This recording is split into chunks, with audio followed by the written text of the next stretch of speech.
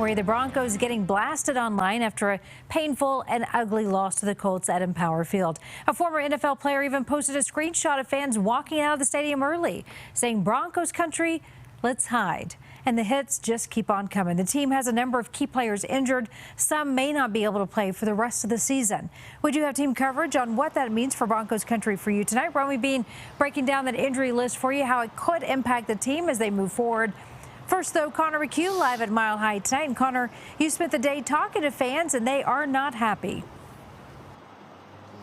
Yeah, well, Karen, last night, before overtime even started, you saw on TV as a number of Broncos fans headed for the exits as the ultimate show of frustration over what they were seeing on the field. Today, it didn't get any better as expectations and reality for this season are in a very different place.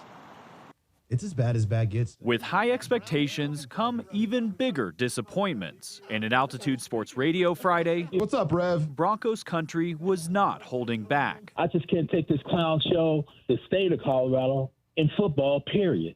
We just Following Thursday's dreadful loss, fans lit up the guest line for hours to air their grievances. For some, the coach and QB were the problem. Others blamed injuries and tough luck. There's a sucker born every day, but I never thought we'd be staring down the barrel of 2 and 3. Host Josh Dover fears the discontent may only get worse. They played bad, they were boring, and they lost.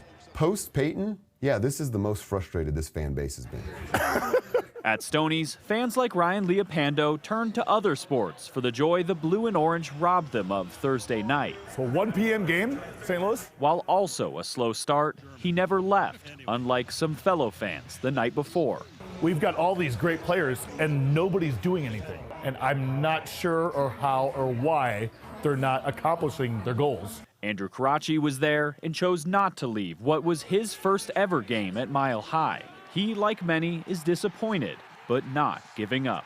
I'll still watch every single game, so it is what it is. Now let's add a little perspective into all this. It is only 5 games into the season, and obviously there's a lot that can change. One thing, they also have a week and a half until their Monday night game against the Chargers. The one catch with that, though, is it is a Monday night game, as I said. There will be a lot of eyeballs watching. It is the only game of the night. Live tonight at Mile High, Connor McHugh covering Colorado First.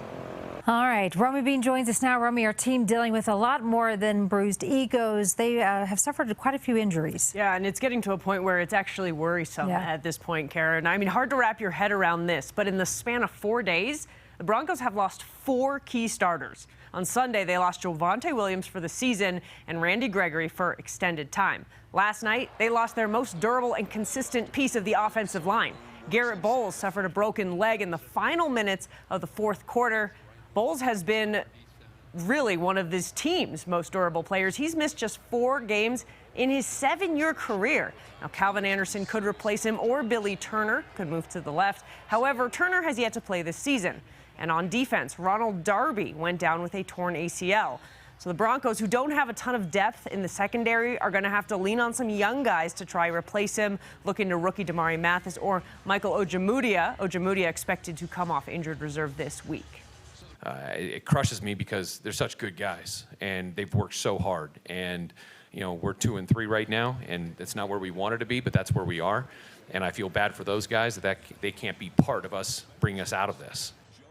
I also didn't get a chance to mention Josie Jewell has a knee sprain. He's week to week. Baron Browning has a wrist sprain. He is day to day. I mean, the hits just keep on coming. You hope this extended rest can help them before Monday night, but losing this many starters this early in the season is really serious, and it really does change the direction of how the season could go. Yeah, it does, but hopefully these other players will step up. Absolutely. All right, Romy, thank you.